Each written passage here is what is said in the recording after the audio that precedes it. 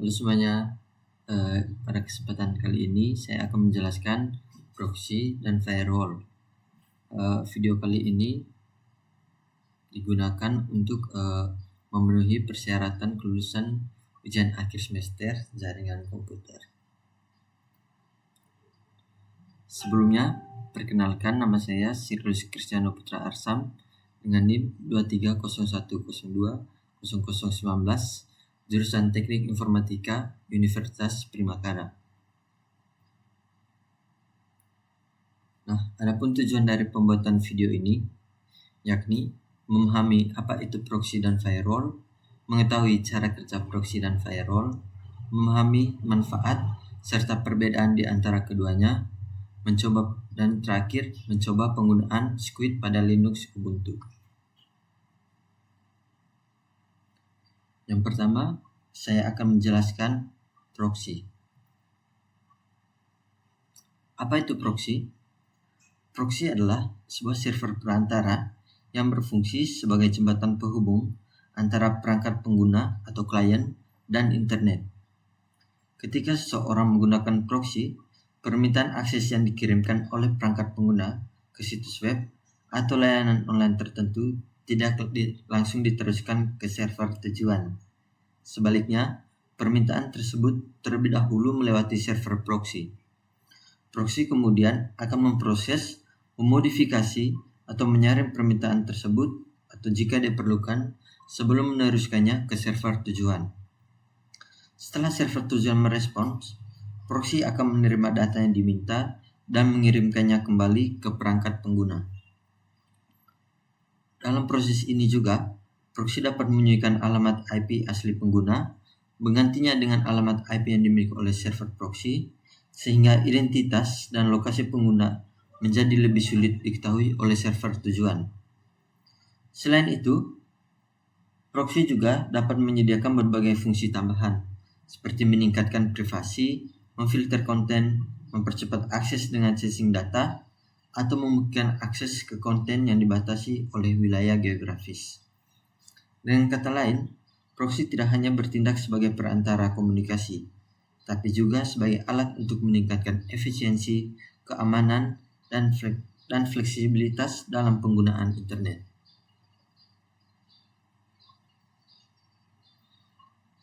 Selanjutnya adalah fungsi proxy.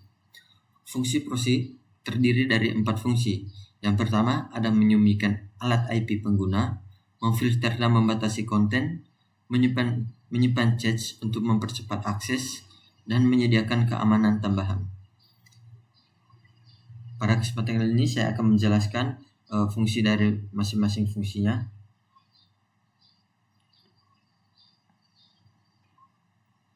Yang pertama adalah privasi, yakni menyumikan alamat IP pengguna.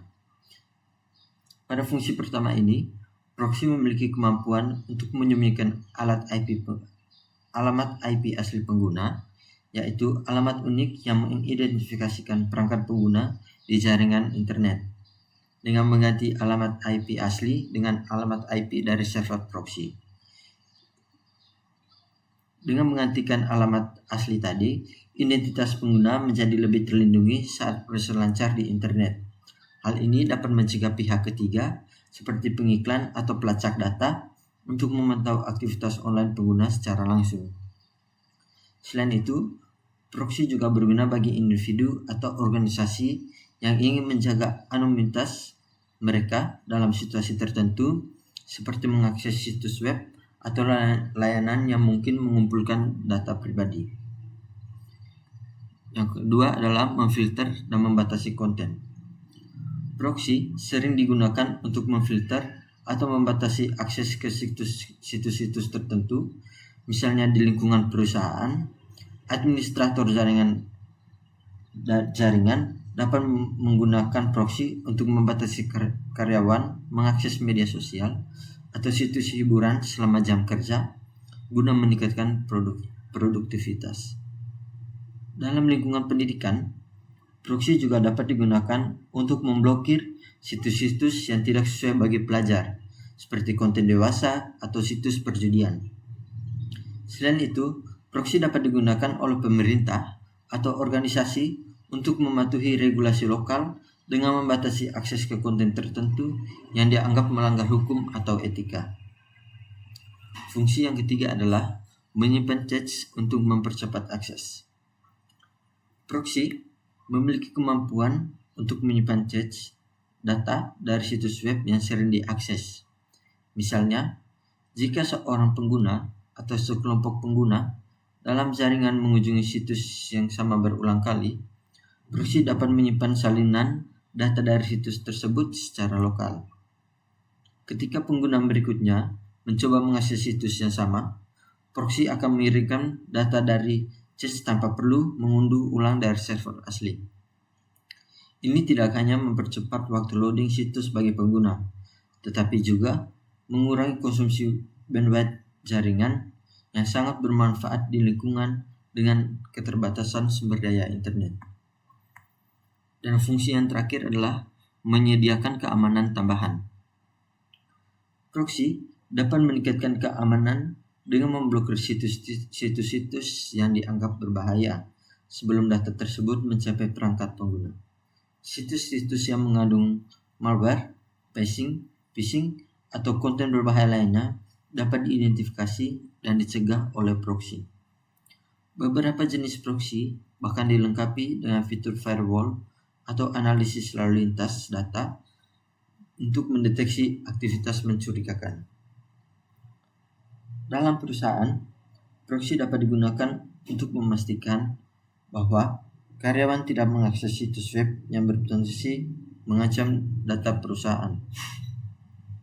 Dengan demikian, proxy berfungsi sebagai lapisan perlindungan tambahan terhadap ancaman online.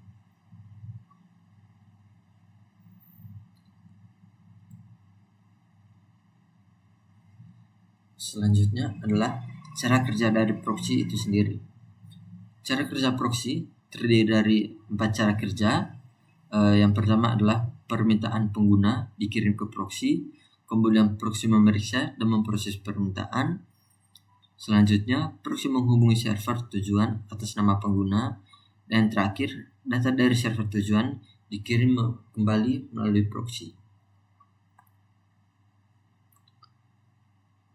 Ketika kita ingin mengakses suatu situs web atau lain di internet, biasanya perangkat kita akan langsung mengirimkan permintaan ke server tujuan. Namun, ketika menggunakan proxy, permintaan ini tidak langsung dikirimkan ke server tujuan, melainkan terlebih dahulu melewati server proxy. Proxy akan bertindak sebagai perantara yang mengelola, menyaring, atau bahkan memodifikasi permintaan tersebut sebelum diteruskan ke server tujuan. Setelah server tujuan merespons, data atau hasil dari permintaan tersebut akan kembali melewati proxy sebelum sampai ke perangkat kita. Nah, berikut saya akan menjelaskan tahapan cara kerja dari proxy. Yang pertama, seperti yang telah saya sebutkan, adalah permintaan pengguna dikirim ke proxy. Ketika pengguna mengetikkan alamat situs web atau mencoba akses suatu layanan, perangkat pengguna akan mengirimkan permintaan ke server proxy. Permintaan ini mencakup informasi seperti alamat situs yang ingin diakses, jenis data yang diminta, dan identitas pengguna seperti alamat IP perangkat. Yang kedua adalah proses oleh proxy. Setelah menerima permintaan, server proxy akan memeriksa informasi tersebut. Pada tahap ini, proxy dapat melakukan beberapa fungsi tambahan, seperti menyaring permintaan jika situs tujuan termasuk dalam daftar situs yang diblokir, mengecek apakah data yang diminta sudah tersedia dalam cache lokal proxy untuk mempercepat proses, mengubah atau menyamarkan alamat IP pengguna untuk melindungi identitasnya. Yang ketiga adalah permintaan ke server tujuan. Jika permintaan diizinkan, proxy akan meneruskannya ke server tujuan atas nama pengguna. Dalam proses ini, alamat IP yang diteruskan ke server tujuan adalah alamat IP milik proxy, bukan alamat IP asli pengguna. Hal ini menjaga identitas pengguna tetap anonim. Ini merupakan salah satu penerapan dari fungsi proxy yaitu privasi dan juga menjaga keamanan data pribadi. Kemudian selanjutnya adalah respons dari server tujuan. Server tujuan akan memproses permintaan seperti biasa dan mengirimkan data atau informasi yang diminta kembali ke proxy. Contohnya, jika pengguna memilih halaman web, server tujuan akan mengirimkan halaman tersebut ke proxy. Terdapat satu tahapan kerja dari proxy. Yang terakhir adalah mengirimkan data tersebut ke pengguna.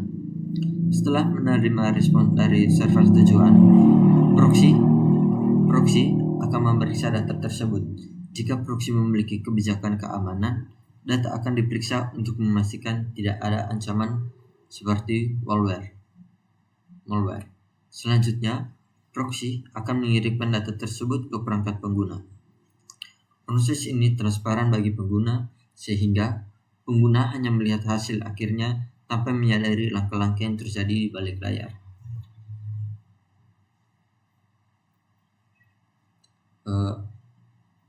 Contoh dari cara kerja proxy ini, semisal teman-teman membuka salah satu situs web, semisal kita membuka situs web YouTube, ketika kita mengetikkan alamat situs YouTube di browser www.youtube.com, perangkat akan mengirimkan permintaan ke proxy. Kemudian proxy menerima permintaan ini dan memprosesnya. Jika data dari situs YouTube sudah ada di cache, proxy langsung memberikan data tersebut tanpa harus menghubungi situs YouTube tadi.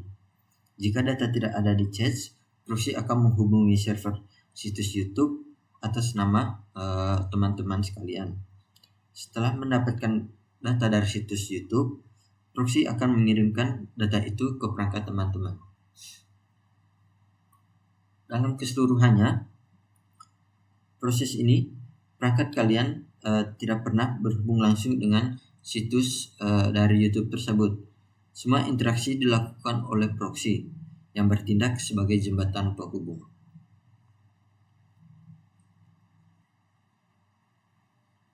Selanjutnya adalah jenis-jenis dari proxy sendiri. Proxy memiliki 3 jenis.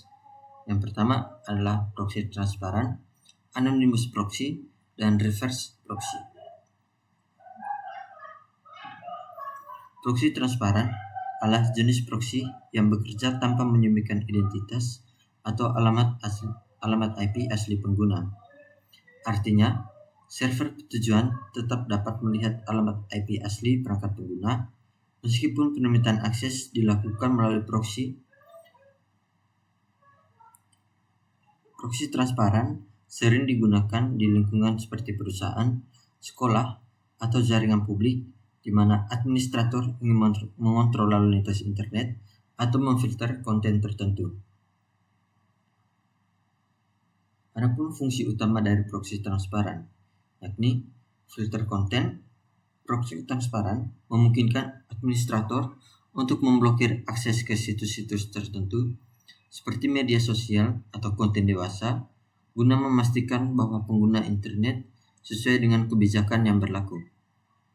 Yang kedua, pemantauan lalu lintas. Administrator dapat menggunakan proxy transparan untuk memantau aktivitas pengguna di jaringan seperti situs yang sering diakses guna mendapatkan wawasan tentang kebiasaan pengguna. Yang ketiga, ada caching. Proxy transparan dapat menyimpan data dari situs web yang sering diakses untuk mempercepat waktu loading bagi pengguna berikutnya. Kelebihan dari proxy transparan ini yakni tidak memerlukan konfigurasi di sisi pengguna dan juga mudah diimplementasikan pada jaringan besar. Namun, adapun kekurangannya yakni tidak memberikan privasi atau anonimitas kepada pengguna dan rentan terhadap ancaman jika tidak dilengkapi dengan sistem keamanan yang memadai. Jenis yang kedua adalah anonymous proxy. Anonymous proxy adalah jenis proxy yang menyembunyikan alamat IP asli pengguna dari server tujuan. Dengan cara ini, identitas pengguna lebih terlindungi sehingga aktivitas online mereka menjadi lebih anonim. Proxy jenis ini sering digunakan oleh individu yang ingin menjaga privasi saat berselancar di internet atau mengakses layanan tertentu tanpa mengungkapkan lokasi geografis mereka. Fungsi utama dari anonymous proxy sendiri adalah menjaga privasi, mengatasi geo-restriction, dan juga keamanan. Adapun kelebihan dari anonymous proxy yakni meningkatkan privasi dan anonimitas dan dapat membantu mengakses konten yang dibatasi. Adapun kekurangannya juga yakni kecepatan internet mungkin lebih lambat karena data harus melalui proxy dan tidak selalu menjamin keamanan penuh, terutama jika menggunakan layanan proxy yang gratis. Jenis proxy yang ketiga adalah reverse proxy. Reverse proxy adalah jenis proxy yang bekerja di sisi server, bukan di sisi pengguna. Proxy ini menerima permintaan dari klien, memprosesnya, lalu meneruskannya ke server tujuan. Setelah server tujuan memberikan respons, reverse proxy akan mengirimkan hasil kembali ke klien. Reverse proxy biasanya digunakan untuk melindungi infrastruktur server dari ancaman luar, mengatur lalu lintas data, dan meningkatkan kinerja server.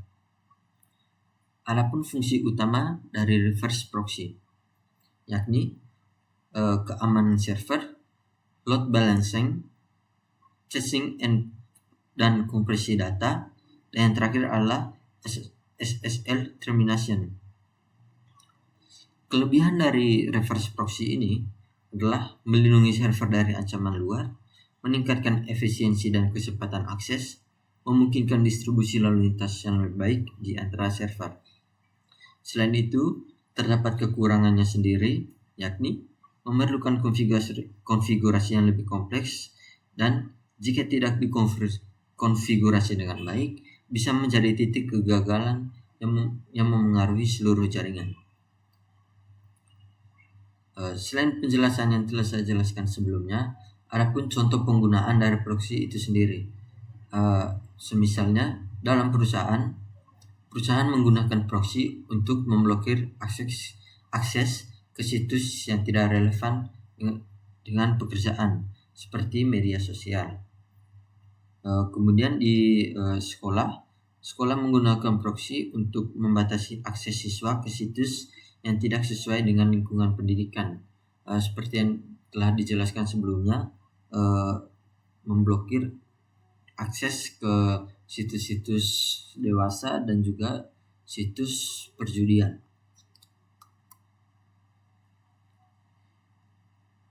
Yang kedua adalah firewall.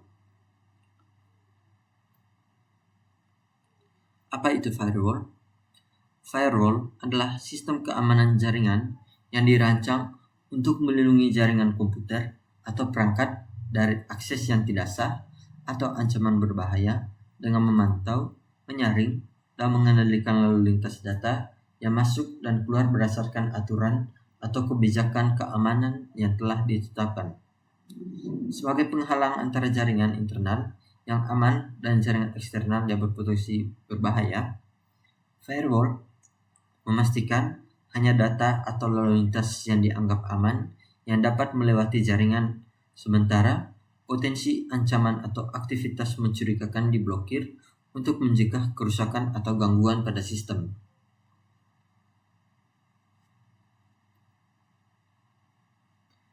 Adapun fungsi-fungsi dari firewall itu sendiri. Yang pertama adalah melindungi jaringan dari ancaman luar. Yang kedua, mengendalikan akses ke jaringan.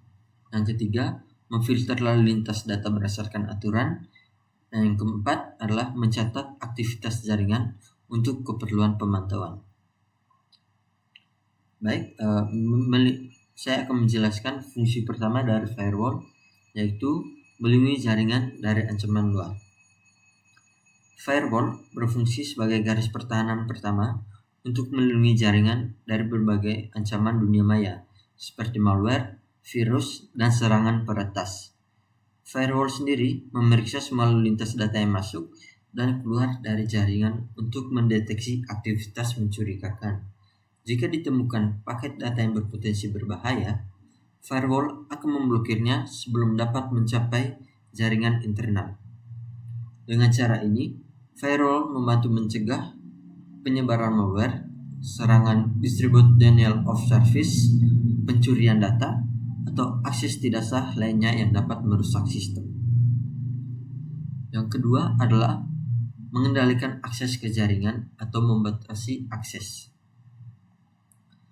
Firewall memungkinkan administrator jaringan untuk mengontrol siapa saja yang dapat mengakses jaringan internal. Dengan menggunakan aturan yang telah ditentukan, firewall dapat mengizinkan atau menolak akses berdasarkan alamat IP, lokasi geografis, atau port yang digunakan.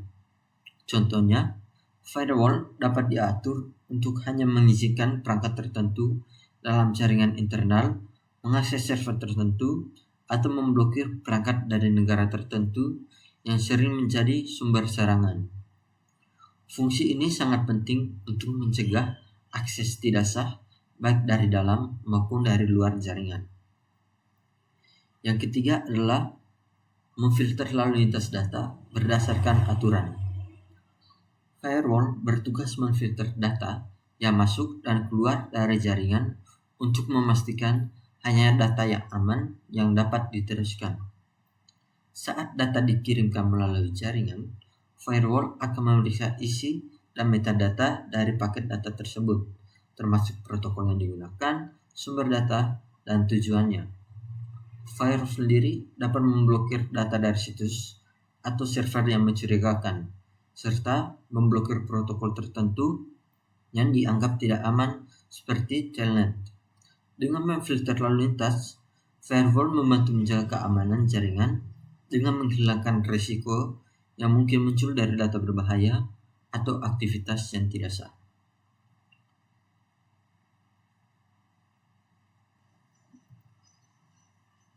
Selanjutnya adalah tahapan dari cara kerja firewall.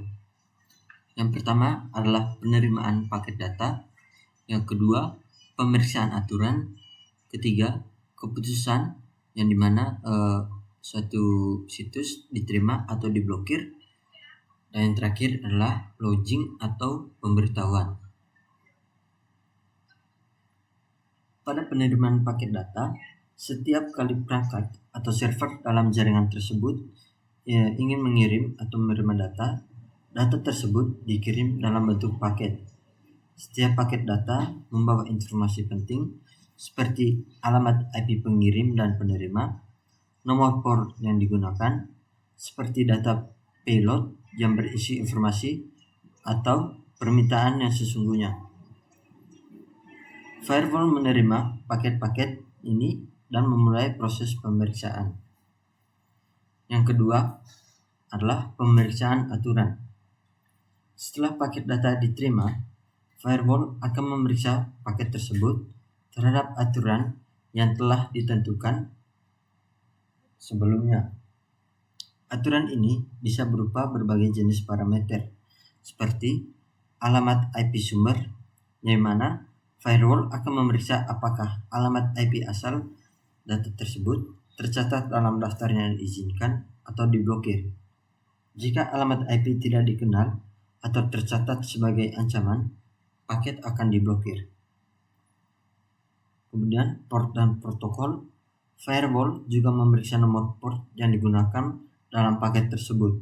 Misalnya port HTTP 80 atau HTTPS 443 biasanya diizinkan untuk lalu lintas web, sedangkan port yang tidak biasa atau dikenal rentan seperti port 23 untuk telnet bisa diblokir. Kemudian konten data. Beberapa firewall yang lebih canggih mampu memeriksa isi atau payload dari paket data untuk mendeteksi malware, virus, atau konten yang berbahaya lainnya. Kemudian adalah keputusan diterima atau diblokir. Berdasarkan pemeriksaan terhadap aturan yang telah ditentukan, firewall akan mengambil keputusan. Yang pertama, jika paket aman, jika paket data berasal dari sumber yang sah, sesuai dengan aturan yang diterapkan, dan tidak ada indikasi ancaman, maka firewall akan mengizinkan paket data untuk masuk atau keluar dari jaringan. Namun sebaliknya, jika paket mencurigakan, maka firewall akan memblokir paket tersebut dan mencegahnya mencapai jaringan. Dan cara kerja yang keempat adalah logging dan pemberitahuan. Banyak firewall yang juga mencatat aktivitasnya dalam log untuk keperluan pemantauan dan audit. Jika suatu paket data diblokir, firewall akan mencatat rincian tentang sumber paket, tujuan, dan alasan pemblokiran.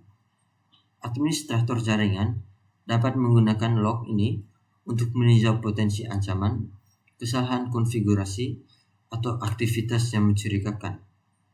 Beberapa firewall juga dapat mengirim pemberitahuan pada administrator ketika ada percobaan akses yang tidak sah. Adapun contoh penggunaan, contoh proses kerja dari firewall, misalkan perangkat pengguna di dalam jaringan ingin mengakses situs web yang beralamat IP 192.168.110. Nah, berikut adalah langkah-langkah yang akan dilakukan oleh firewall tersebut. Yang pertama, firewall akan mengirim permintaan untuk mengakses situs melalui browser.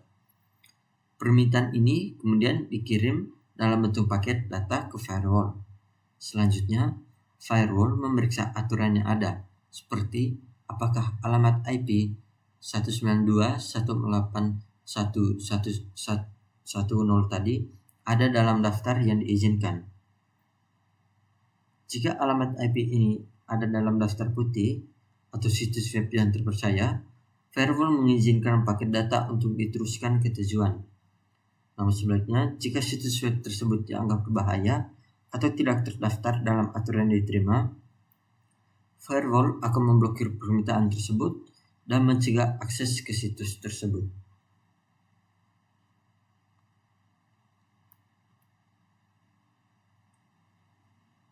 Nah, selanjutnya adalah perbedaan dari proxy dan firewall. Perbedaan proxy dan firewall dapat dilihat dari 4 aspek.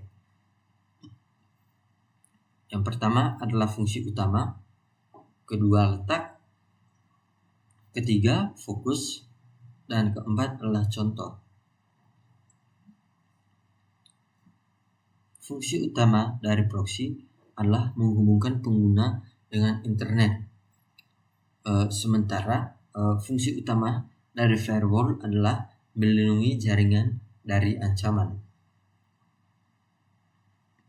Kemudian letak dari masing-masing kedua hal ini, letak proxy berada di antara pengguna dan internet, sementara letak firewall sendiri antara jaringan internal dan eksternal. Kemudian fokus dari proxy adalah privasi dan efisiensi akses, dan fokus dari firewall sendiri adalah keamanan pada jaringan yang kita gunakan. Contoh dari proxy adalah menyembunyikan IP pengguna, sedangkan contoh dari firewall adalah memblokir serangan cyber.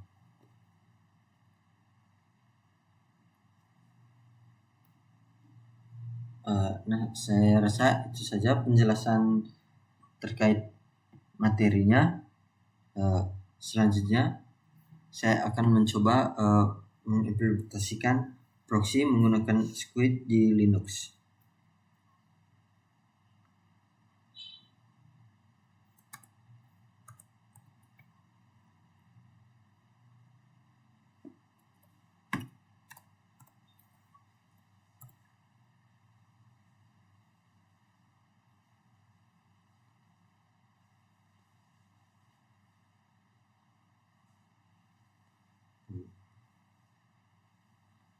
Pertama kita membuka terminal. Ini adalah salah satu situs yang telah saya blokir dalam proses pencobaan Squid. Kita mencoba salah satu website, misal Wikipedia.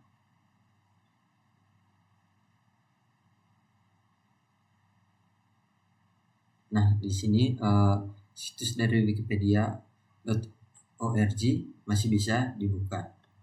Nah, selanjutnya kita akan ke terminal. Pertama, kita akan menginstal Squid itu sendiri.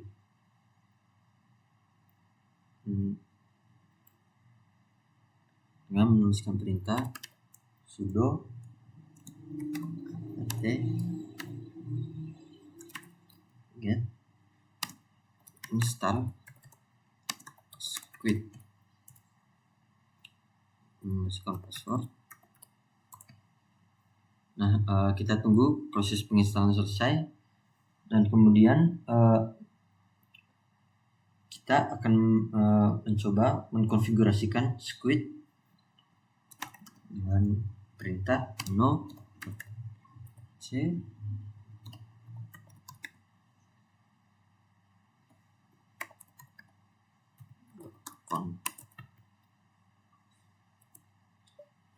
nah, di sini kita telah masuk ke laman Squid. Welcome to Squid.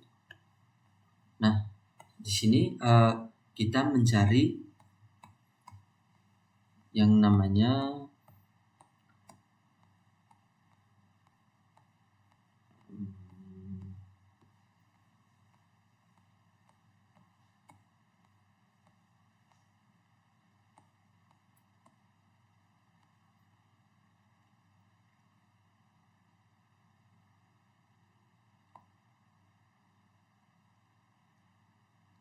ini.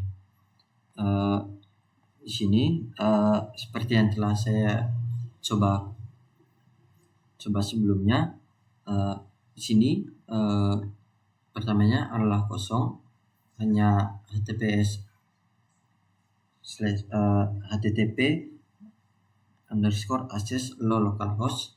Kemudian saya menambahkan acl blok situs url regex etc squid block txt. Nah, ini adalah file saya sendiri. Kemudian setelah kita lihat ini, kita melihat port yang kita gunakan. Nah, ini adalah port yang kita gunakan, 3128. Kemudian kita exit.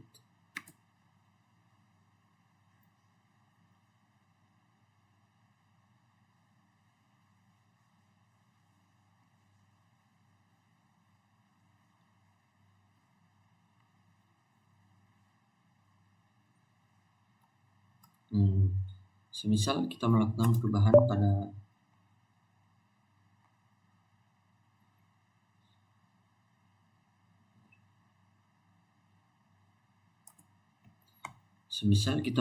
perubahan pada teks tadi,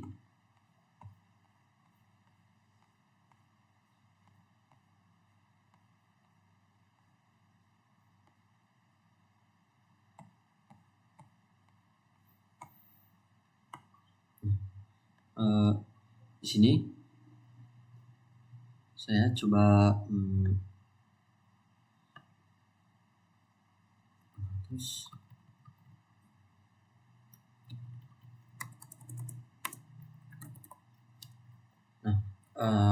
deny ini adalah tampilan awal. Kemudian agar semua situsnya diakses, maka ubah deny tadi menjadi low. Kemudian set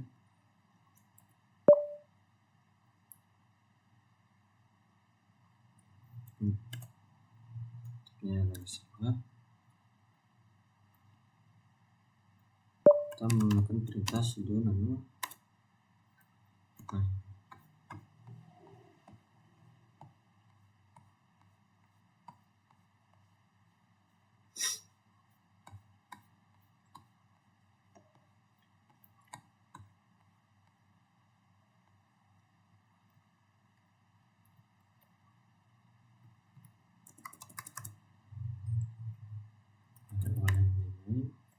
kita coba mengubahnya dengan flow. Ini kita hanya mengedit agar teman-teman sekalian paham. Kemudian Ctrl X. Nah,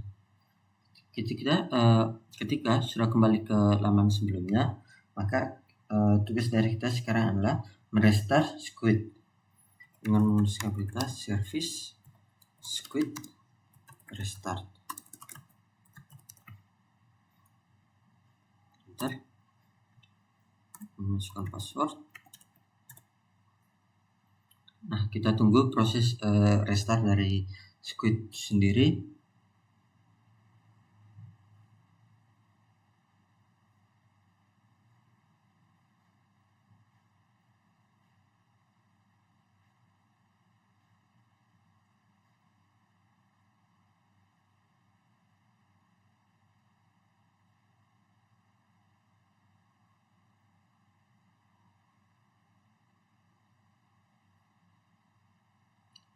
Nah, jika sudah kembali ke laman normal, maka kita memasukkan perintah menu C.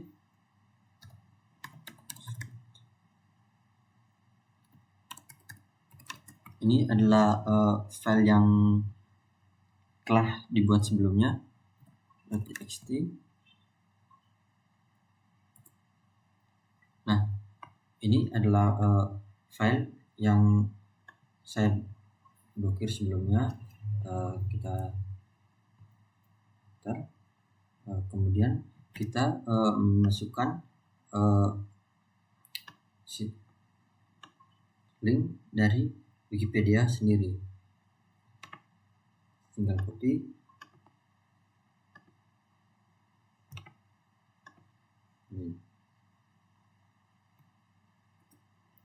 Kita save.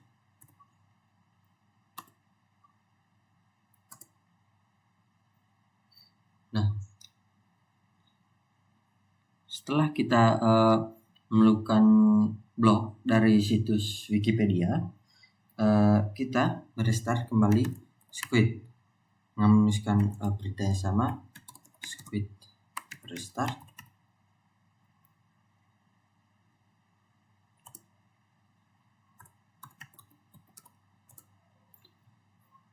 Harus melakukan restart ini agar kiranya laman yang kita atau web yang kita blok bisa terblok. Kita menunggu prosesnya.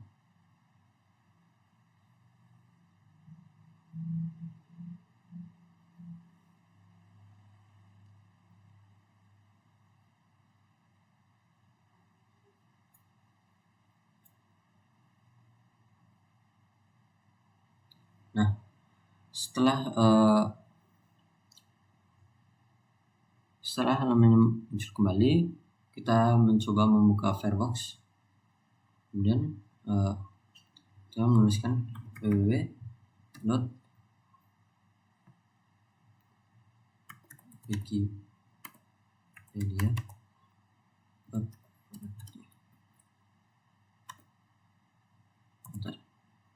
Nah, di sini dimunculkan tulisan the proxy server is refreshing connection. Nah, di mana di sini diartikan sebagai bahwa laman wikipedia.org ini telah kita blok menggunakan proxy yang kita gunakan di terminal tadi.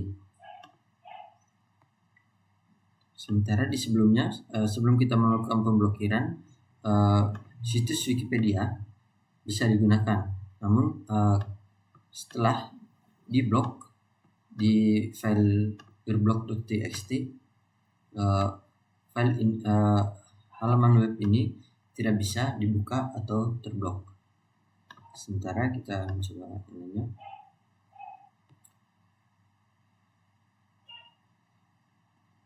Untuk YouTube, kita mencoba melakukan blog di YouTube. Blog. dan enter.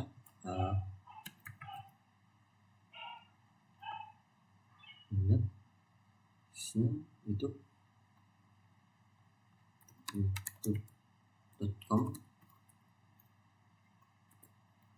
kita save,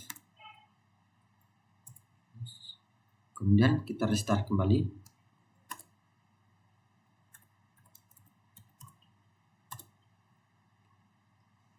Kita menunggu hasil restart.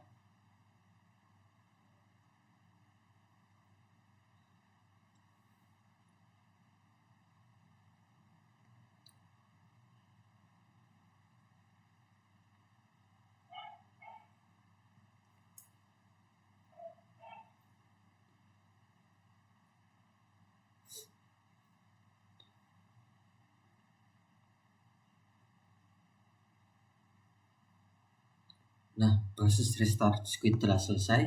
Kita bisa kembali ke halaman Firefox dan kemudian kita memilih YouTube.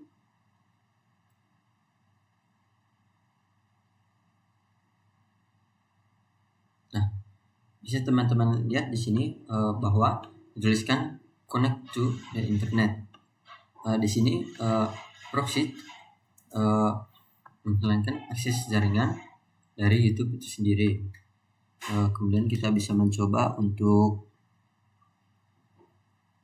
lagi semisal primakara.ac.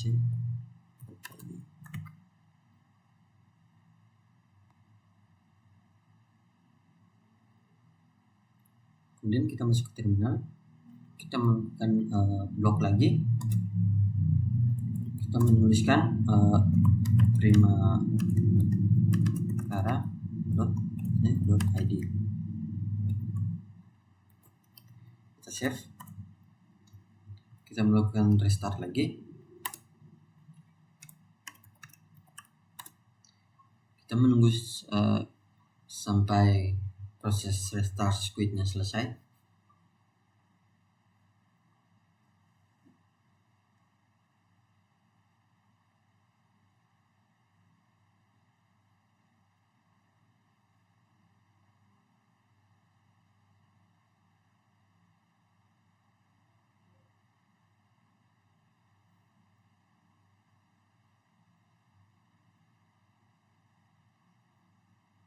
Nah, proses restart Squid telah selesai. Kita kembali ke halaman Firefox. Kemudian kita menuliskan primakara.id.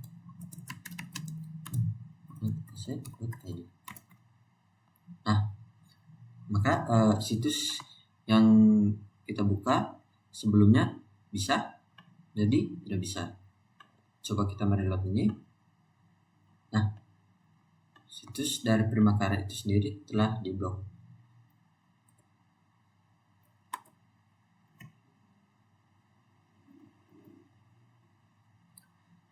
Sekian penjelasan proxy, firewall, dan juga pengimplementasian proxy menggunakan Squid di Linux Ubuntu. Saya Sirulus Krisana Putra Asam dengan NIM 2301020019 mengucapkan terima kasih and see you next video.